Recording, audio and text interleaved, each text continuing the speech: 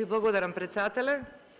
Почитувана колешка Ајдари, внимателно го слушав вашето излагање и се обидував да пофатам логиката на вашата подршка на интерпелацијата поднесена од пратеничката група на Левица и морам да ви признам дека овој пат не успеавте да ме убедите во тоа што го говоревте.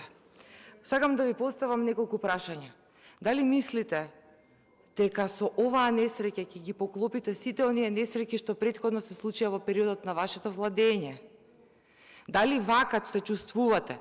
Дали исто во ова вака ќе го браневте да отворевме ваква една расправа, па и интерпелација, како сакате, надзорна расправа за модуларната болница во Тетово? Верувајте, еве за мојата психолошка карактерологија, јас лично до ден денеска не можам да заборавам на тие луѓе во модуларната болница во Тетово.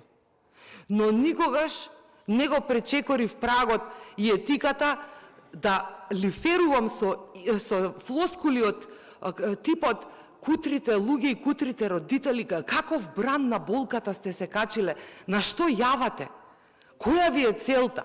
Ајде имаме една болумента од изгубена банда без команда, шефот им шета по гробишта по Европа, ги пуштил тука да горат. Ама вие сте сериозни луѓе, па имате искуство. На што зборувате вие? Интерпелација може да побара апсолутно секој и треба да се дискутира. И еве денеска дискутираме. Имавме катастрофална трагедија во Кочани и тука се собравме и дебатираме. Но она што е клучно е што треба да произлезе од сето ова.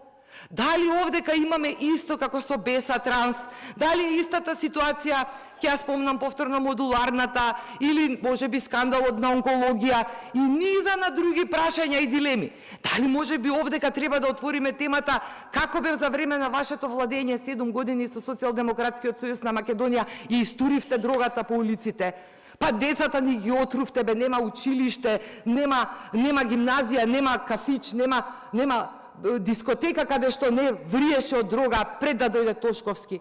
Мислите дека тој е супермен? Не, само ви брцна во торбулето каде што не требаше да ви брцне.